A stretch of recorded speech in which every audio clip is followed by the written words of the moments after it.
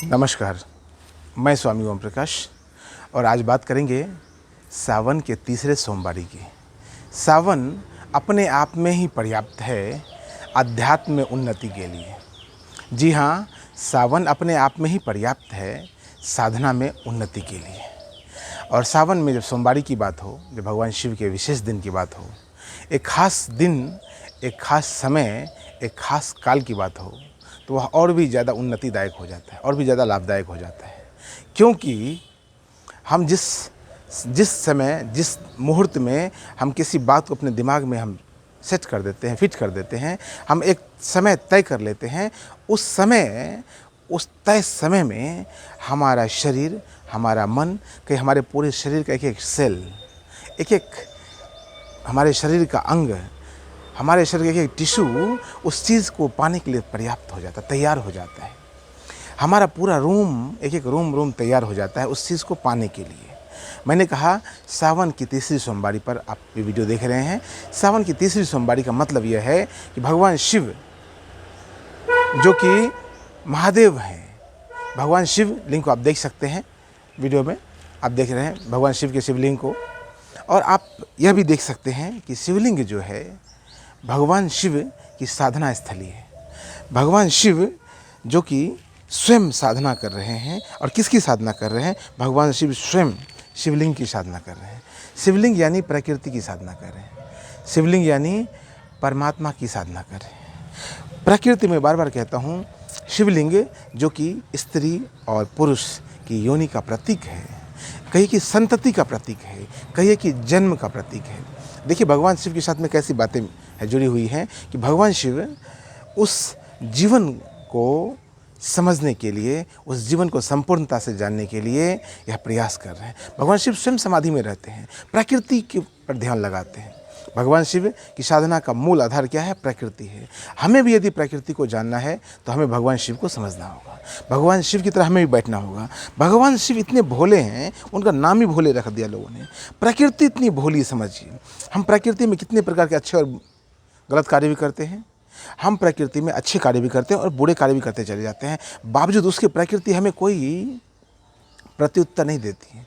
प्रकृति हमें सपोर्ट करती नहीं, प्रकृति सपोर्ट नहीं करती। प्रकृति हमें यह समझने का भी मौका देती है, कभी सावन के माध्यम से, कभी भगवान शिव के माध्यम से, कभी देवी देवताओं के माध्यम से, कभी विभिन्न प्रकार की आपदाओं के माध्यम से प्रकृति हमें समझाने का प्रयास करती है कि देखो तुम हमारे बीच रह रहे हो, तुम प्रकृति में जी रहे हो, प्रकृति में जी रहे हो तो प्रकृति का भी सम्मान करो, प्रकृति का भी ख्याल रखो, प्रकृति का भी स्मरण रखो। प्रकृति में अगर तुम ख्याल रखते हो प्रकृति का, तो तुम भी प्रकृति के भीतर हो, तो तुम भी स्वस्थ रह सकते हो।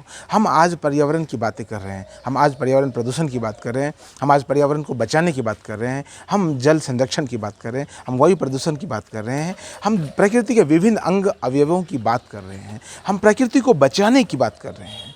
प्रकृति को बचाना है तो ऐसे नहीं हो पाएगा। प्रकृति को बचाने का सबसे जो उत्तम प्रयास है, जो सर्वोत्तम प्रयास है, वो महादेव से सीखना होगा। सावन, बार बार कहता हूँ, सावन की सोमवारी है, सावन का समय है। सावन के समय में हमारे भीतर जो कुछ पड़ा हुआ, जो बीज रूप में परमात्मा पड़ा हुआ है, वो बीज रूप परमात्मा पूरी तरह से खिलना चाहता है, अंकुरित होना चाहता है। उसे अंकुरन दीजिए, उसे खिलने दीजिए। आपके भीतर का परमात्मा जब खिलेगा तो आप प्रकृति का भी सहयोग कर पाएंगे, आप स्वयं का भी सहयोग कर पाएंगे। आप प्रकृति के संरक्षण के महत्व को समझ पाएंगे और स्वयं के संरक्षण के महत्व को भी समझ पाएंगे। जीवन अभी अपूर्ण है। अधिकतर लोगों नहीं, दुनिया में 99.9% लोगों का जीवन अपूर्ण रहता है। धरती के, पृथ्वी के आबादी का 0.1% आदमी ही अपने जीवन को सही से समझ पाता है। उन्हें हम योगी, परम योगी, साधु, संत, महात्मा कहते हैं। बाकी जो महात्मा, जो दाढ़ी बढ़ी हुई है, जो गेरुआ वस्त्र पहने हुए हैं, उनको मैं मुल्ले, मौलवियों, पंडित, पुरोहितों, उनको मैं साधु नहीं मानता हूँ। वो साधु है भी नहीं, वो तो दिखावटी साधु हैं, वो तो तथाकथित साधु हैं। उन्होंने तो साधु का वेश धारण कर लिया, और वेश धारण करने से कुछ नहीं होता है। शिव की तरह आपको शव बनना पड़ेगा, शिव की तरह समाधि में जाना होगा। शिव की तरह यदि आप शव बनना समझ गए, शिव की तरह यदि जीवन के साथ और जीवन के भीतर यदि आप महाजीवन को समझ गए, तो आप अपना कल्याण कर सकते हैं। शिव कल्याण के देवता है, शिव कल्याण के देवता है। जैसे प्रकृति कल्याण कार्य है। प्रकृति में हम रहते हैं। देखिए, हमारा जीवन प्रकृति से शुरू होता है और प्रकृति में ही चला जाता है।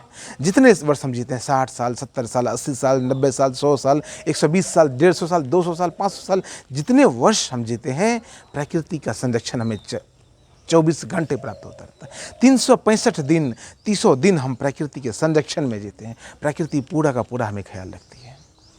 प्रकृति जिस प्रकार आपका बाहर से ख्याल रखती है, आप सावन की इस सोमवारी में समझिए, सावन के तीसरे सोमवारी में समझिए, आप भीतर से स्वयं का ख्याल रख सकते हैं।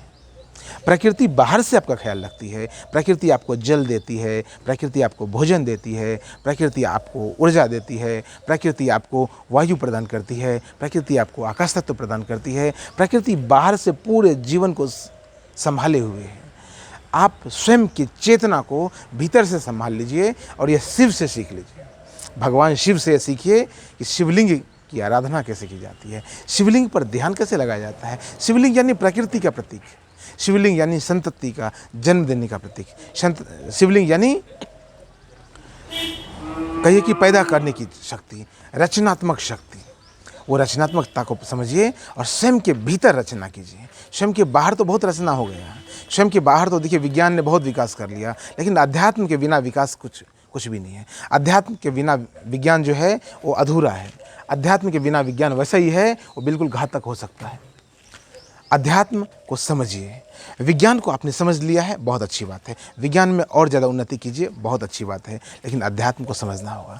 दुनिया के सभी वैज्ञानिकों को अध्यात्म को समझना होगा, तब जाकर उसका विज्ञान विकास और विकास कर पाएगा। नहीं तो विज्ञान आज विकास के साथ विनाश का सबसे बड़ा कारण बना हुआ है। आज जितने प्रकार के परमाणु बम बने हुए हैं, वो परमाणु बम इस पृथ्वी को कितनी बार नष्ट करने के लिए पर्याप्त हैं।